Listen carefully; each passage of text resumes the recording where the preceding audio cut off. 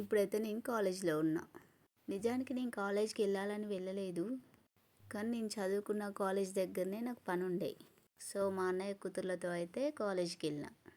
మేము college gate దగ్గర ఉండి చూస్తున్నా. నేను ఇది చదువుకున్న కాలేజ్ ఎట్లయిందో ఇంకాతో చూడాలనిపించింది. ఇక మా అన్నయ్య కూతుర్లతో చెప్తున్నా, అంటే నాకు కోడలు అవుతారు కదా, కోడళ్ళతోటి ఇది నేను చదువుకున్న కాలేజే అని చెప్తున్నా. అవునా అక్క, అయితే వెళ్దాం పా అని అన్నారు. కాకపోతే అప్పుడే వాళ్ళు కాలేజ్ టైం అయిపోయింది.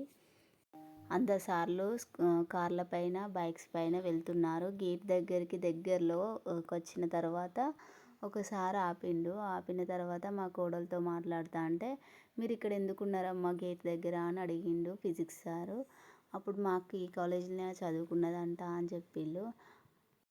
ఇక నా పేరు అనిత అని చెప్పిన, బ్యాచ్ ఏ బ్యాచ్ అంటే చెప్పిన అన్నమాట. తర్వాత సార్ కాబట్టి అనిత కదా అని మా ఇంటి నేమ్ చెప్పిండు, గుర్తున్నది. ఎందుకంటే ఫస్ట్ నేను భయపడింది ఎందుకంటే చాలా ఖరాబ్ అయిపోయినా, అందరూ నన్ను స్కెల్టన్ లెక్క ఉన్నామని అంటున్నారు. అందుకే వాళ్ళు కూడా గుర్తుపడతారో లేరో అని గేట్ ముందే ఉన్నా, లోపలికి వెళ్ళలేదు. ఇక పరిచయమైన తర్వాత సార్లు అయితే వాళ్ళు ఇంటికి వెళ్ళిపోయారు. ఇక్కడ అంటే అటెండర్స్ అట్లా ఉన్నారు, వాళ్ళకి తాళం వేసుకుంటా అని చెప్తున్నారు. కానీ మేము వీడియో షూట్ చేసుకుంటున్నామని చెప్పినాం. పర్మిషన్ అడిగి వీడియోస్ అయితే తీసుకున్నా. ల్యాబ్ ఇట్లా ఓపెన్ చేసి ఉంచిళ్ళు. ఇక మిగతా అన్నీ క్లోజ్ చేసిళ్ళు అన్నమాట.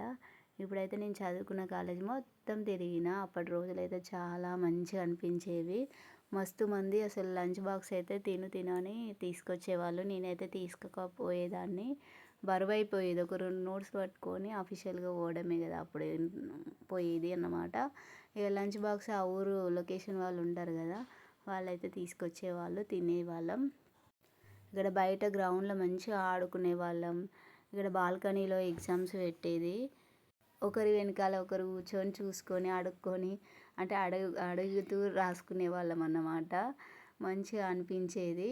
ఒకరు చెప్పకుంటే ఫీల్ అయ్యేవాళ్ళం. మళ్ళీ నెక్స్ట్ ఎగ్జామ్ అప్పుడు మళ్ళీ నాకు వచ్చిన తర్వాత వాళ్ళు అడిగినప్పుడు చెప్పకపోయేదాన్ని. మళ్ళీ వాళ్ళకు వచ్చిన ఎగ్జామ్లో నాకు చెప్పకపోయేవాళ్ళు. మొత్తానికైతే అట్లా ఫీల్ అవుతూ మళ్ళీ మాట్లాడకుండా మళ్ళీ మాట్లాడుతూ కలుస్తూ పోయేవాళ్ళం. మస్తు అనిపించేది కదా కాలేజ్లో.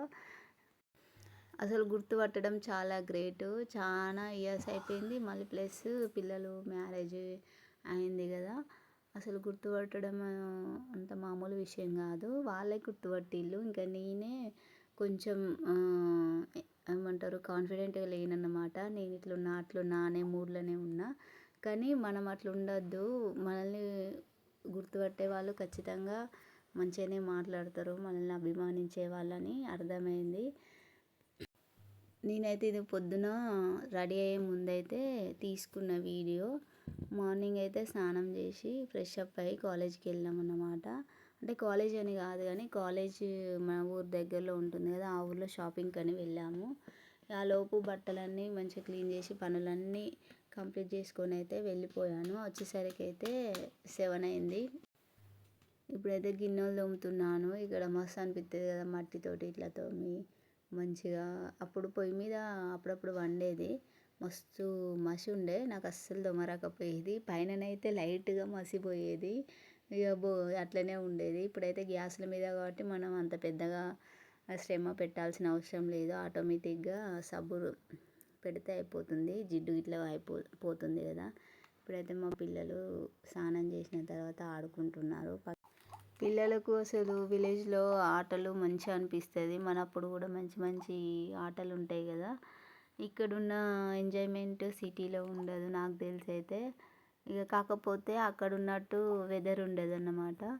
కొంచెం మట్టిలో ఆడి అట్లా ఖరాబ్ అయిపోతాం, కానీ పల్లెటూరు అయితేనే మంచిగా ఉంటుంది.